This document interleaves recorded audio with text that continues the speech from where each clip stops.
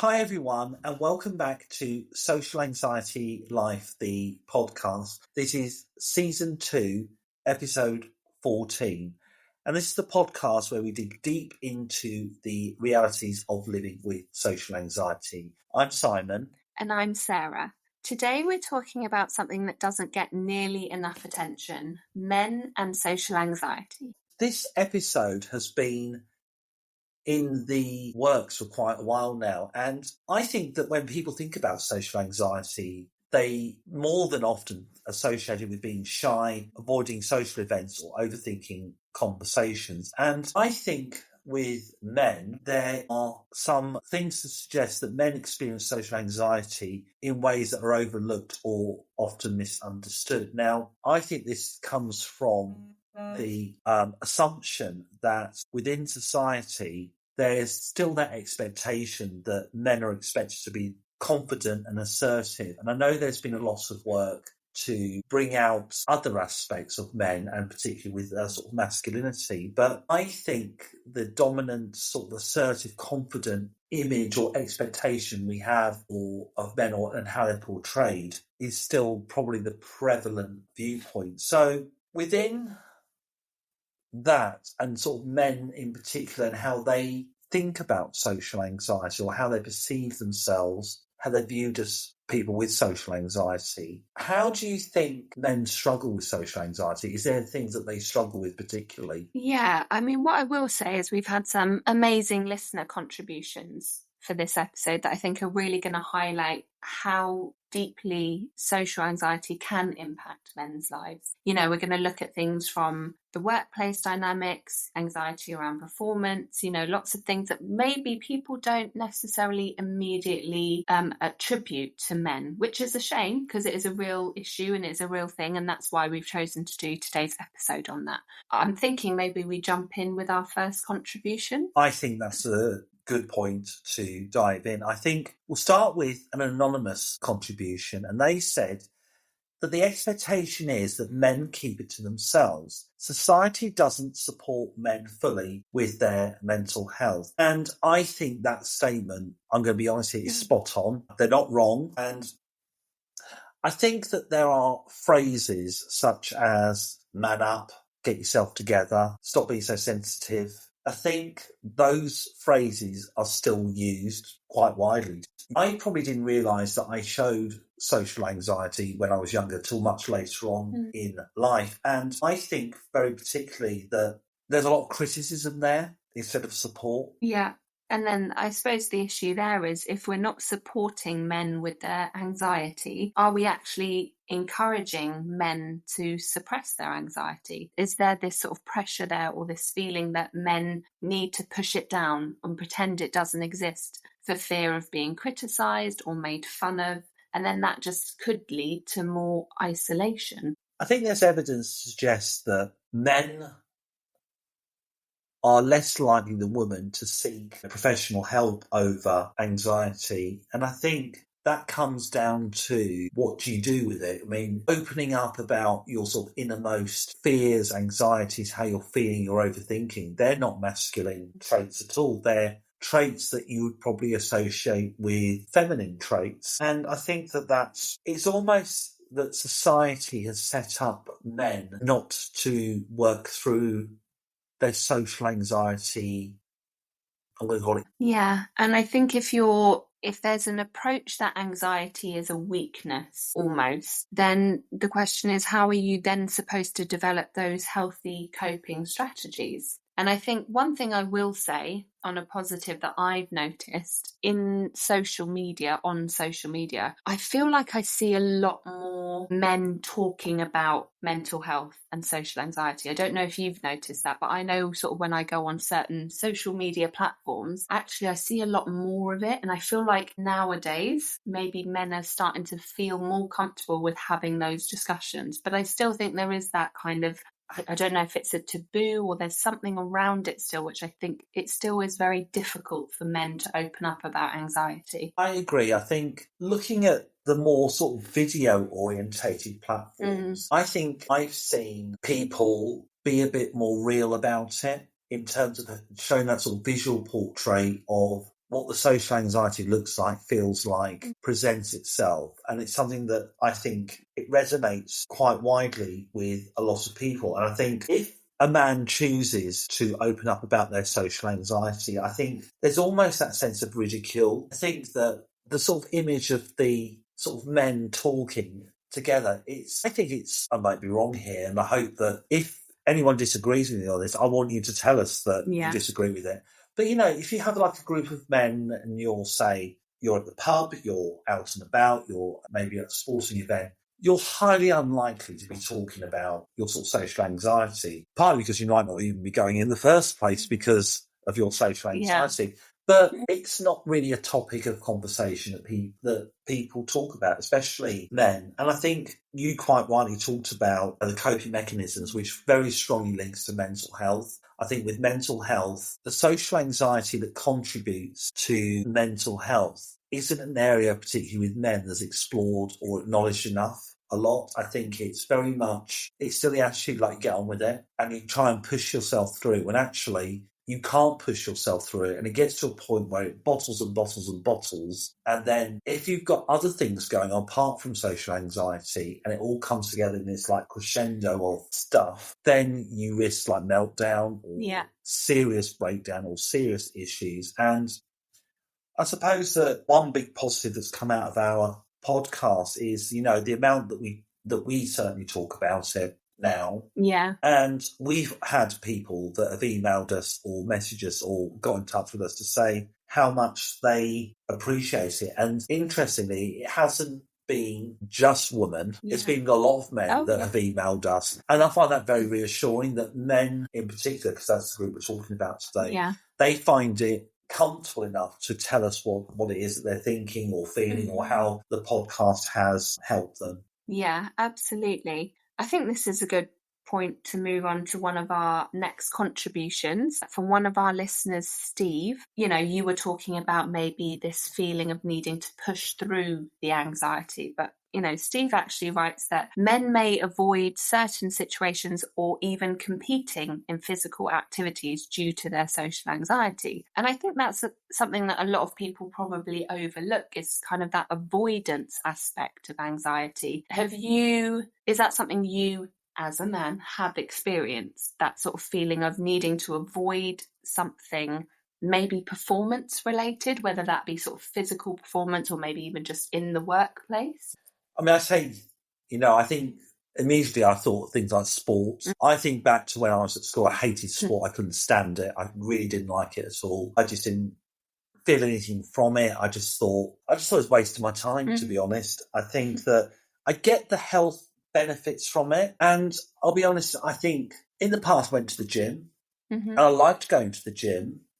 But I would say that the image of men at the gym, there's this preconceived image of the men at the gym in the fact they're very committed, they're very well built, they're very into it, they're very almost particular about their body image and how they present themselves. I found that when I did go to the gym, I found a certain sense of social anxiety at the gym, because it's things like, being a change room, you're getting ready to go to the weights or go to the running machine, whatever. Yeah. And because of the space where you're getting changed, for example, is that you are with other men, and you can't help yourself but to compare yourself, or God forbid that someone would engage in conversation with you about like things like what machine are you going to use, or how many sets are you going to do on this particular machine. I'd be like, well, I'll be going there, well, I don't know what I'm doing. I'm not doing anything. Yeah. I'm going there because I think I need to get fit. I think, if I go on the running machine for 20 minutes, I think, okay, that will do. But I don't particularly want to talk to someone about it. I don't want to talk to a personal trainer about it, because I then worry, like, what's that personal trainer thinking? What are they thinking about me? They're thinking, oh, he must be unfit, or he must be this, which is almost social anxiety coupled with other forms of anxiety. We then get into things like, your body image, your almost the body dysphoria about how you look. And it's where I lacked confidence, I'll admit. I lacked confidence in things like the gym situation. And that was a combination of, there was a social aspect. At the time, I didn't realise, I could have just put my headphones on and got on with it. Yeah. But actually I didn't, because it's almost like the sensory nature of that gym. It's like they did play music in the background, and they did do, there was all people walking around, so you felt you were a part of something. But on the same token is that I didn't really want to talk to anyone. Yeah, and I think it's important that you sort of mentioned about maybe that fear or anxiety around maybe judgment. You know, that thing of, well, if I'm there and I don't really know what I'm doing, or I don't know as much as other men in the gym, that kind of worry about how you'll be judged. And I suppose avoidance in some ways is almost like the go-to strategy, or it can be, because it's the easier thing to do. You know, you avoid those social situations because you are worried about judgment or being embarrassed. And I'm not saying that is specifically a male thing, but I do think that's probably quite a big aspect of anxiety within men, especially in those kind of, you know, typically masculine sort of situations and places like the gym. Yeah, I agree with all of that. I think the gym is a particular situation where it brings a lot of things to the fore, where you've got the body image, you've got the situation that you're in, and it does contribute to social anxiety. Yeah. I think pushing on now to another contribution that we had from one of our listeners, an anonymous listener messaging to say that my confidence has always suffered due to my anxiety, and those with more confidence are always at the front of any situation. Now, this is come from a male listener of the show, and yeah, that's a really interesting one, because there's an assumption that if you are loud, extroverted, you big yourself up, you're saying how good you are at everything. Yeah. That's how you get picked for stuff. That's how you get job. That's how you get a job. That's how you get opportunities and whatever. And men who are socially anxious, or I'm going to link social anxiety to being neurodivergent, because interesting, this week has been Neurodiversity Celebration Week. Amazing. And I think that for me has highlighted that lovely as though it is to celebrate people being neurodiverse, I think it still highlights that there's a lot of work to be done on valuing those traits. So if you are socially anxious in a workplace, so let's say you're in an office. Yeah. You work in an office and you have social anxiety. Now, social anxiety, I don't think is recognised. It's recognised as a condition. Yeah. But it doesn't get enough attention of being a neurodivergent trait. So I would say that I think we've talked about this before, that when you are neurodivergent and you're in the workplace, I think if you have social anxiety, then if you have the confidence to talk to your manager about reasonable adjustments that you would like for your social anxiety, you know, I always work better by myself. Yeah. I make no secret of that. I do work much better by myself. I do, on the other hand, realise that there is stuff to be gained by working with others. Yeah. I realise team approach, collaborative approach, all of that is great. But that ignores neurodivergent needs. You know, I don't want to work with a team all the time. I work better by myself. You know, if I had my own way, I wouldn't be working 9 till 5. I'd do a little bit in the morning. I'd have a nice long lunch break. And I'd probably work in the afternoon / evening, because some of my best work happens in the evening. And I think that it's that feeling of insecurity. We talked about earlier the gym situation. Yeah. I think also work situation, because I still think that, you know, you're going around and telling everybody what you're doing. You're showing everybody what you're doing. But there's those people who get on with it. Quietly. Yeah, quietly. Yeah. And actually, their actions probably, they may have their own way of organising themselves, which leads to more effectiveness. But they don't shout out about it. They're not bragging about it. Yeah. They're not down the pub on a Friday saying, well, I closed this deal, or I did this. They did it, and they have the affirmation for themselves to say that they did it, and they're proud of themselves for doing it. Yeah, I've definitely noticed that, you know, through, I suppose, life in general, but also within the workplace, that sort of thing of the confident people who are very kind of loud and talk about the things they do and are kind of outwardly confident to everyone. They do tend to get more recognition. As you said, you know, they're the ones that get the shout outs. They're the ones that get recognised for their hard work.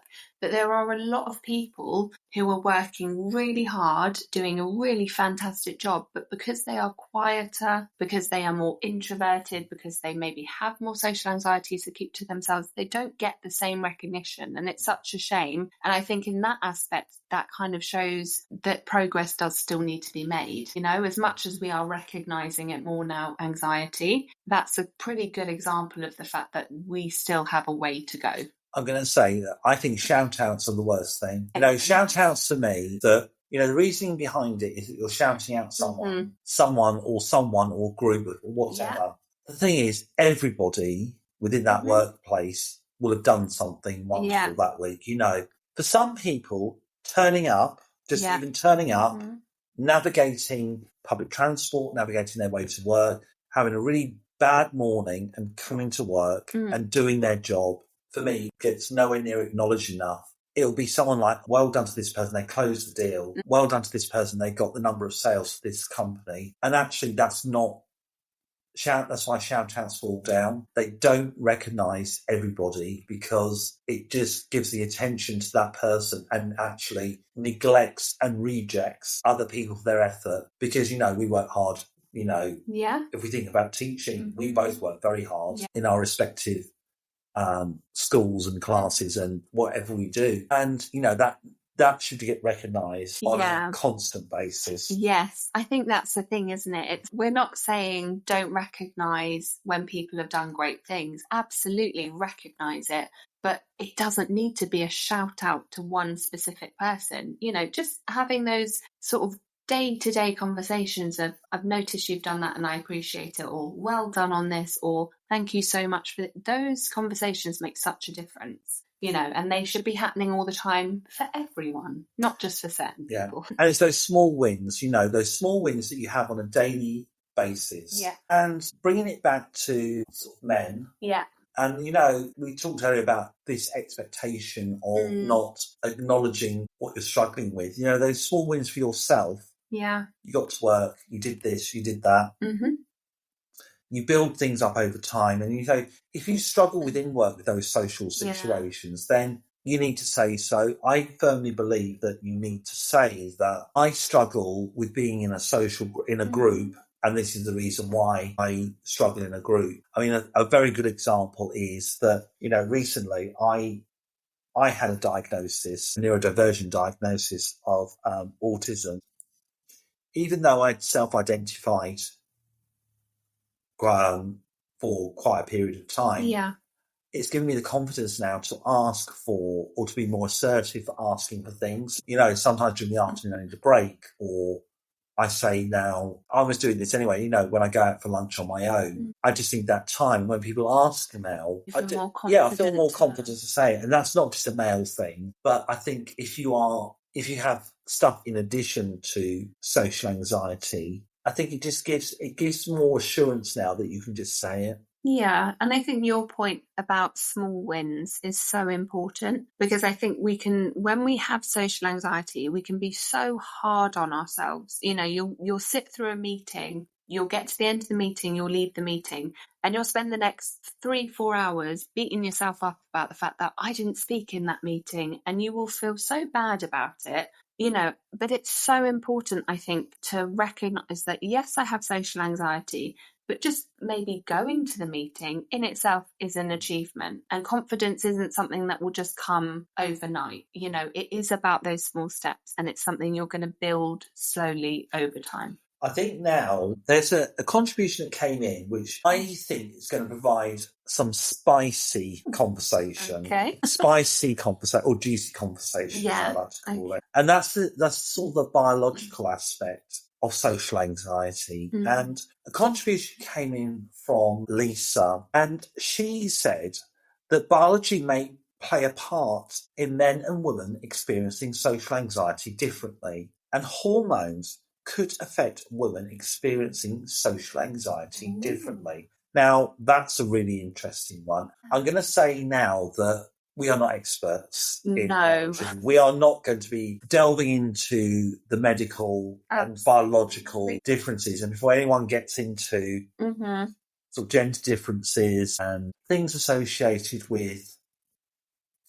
biology. We're not experts. We're just going to give our opinion on this matter. And, men, to talk biologically, men and women's bodies are different in many ways. So, it's worth considering, do those differences affect how the anxiety present themselves? Yeah. Okay, so I can obviously only speak really from one perspective, but I will give my kind of general perspective on this, because I will be honest, this for me was such an interesting contribution, but I don't necessarily know where I sit on this. I feel like this is something I probably need to look into more. What I will say is, obviously, as you said, women's and men's bodies and hormones, they're very different. Women go through a lot of things, which I'm not going to go into, but we go through a lot of things that affect our hormones and our moods. And I do believe, from my own experience, that some of those kind of hormonal shifts can at times impact on our emotions and our anxiety. And that might not be true for all women. I'm speaking from very much a personal perspective. Obviously, it's difficult because I can't speak from a men's perspective, but I know that definitely for myself as a woman, my hormonal fluctuations can affect my confidence, can affect my anxiety levels, can affect just how I feel within myself, how I feel around other people. So that's kind of where I'm coming from. But as I said, I don't have a strong viewpoint on this, but I'm interested to see what your kind of approach is. Yeah, for me, you talked about the hormonal fluctuations, and I think for me, it's linked to mood and how I'm feeling at the time. And my social anxiety, I don't know, I think it links to mood. I think it also links to my neurodivergent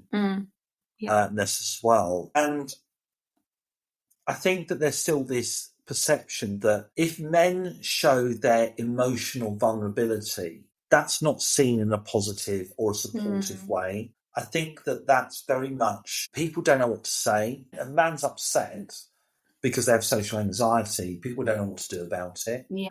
Was actually for both of us, if we had a third person here, a man with social anxiety, we both have the lived experience of it. So we'd both be able to offer support. But the support, I think, there'd be common threads. Yeah. But there would also be unique perspectives in the fact that we are a man and you're a woman. So it's one where it's a hard one because I think there are fluctuations and I think there are differences. But I think it's linked to other things. I think you have to see the social anxiety and gender in a wide context. Yeah, absolutely. And I think it's about kind of always bringing it back to, how is society treating anxiety? How is society reacting to anxiety, social anxiety? Is it being recognised enough? Is the support there? And I suppose that's where it needs to really come back to. I think, summing up now, I think this has been a very interesting and fruitful and important conversation. I would say that the message that we're giving is that if you are a man and you're struggling with your social anxiety, that you don't have to man up. You don't have to put this bravado, this front. You don't have to sort of push yourself through it. The support is there. Yeah. Hopefully this podcast kind of gives men some reassurance, because we talk about it all the time. And just know that if there is someone in your life who is maybe struggling with anxiety, or you yourself are, then, feel free to share this episode with them. It may give them some reassurance or some support that they might need. And importantly, if you've enjoyed this episode, please subscribe, share, and download the episode to share on your social media channels. And also feel free to give us feedback on the email account, socialanxietylife2023.com. Thank you so much. Sorry for the long wait on this episode, but we're really excited to share this one with you. And we'll definitely be broadcasting future episodes soon. Thank you so much for listening. See you soon. Bye.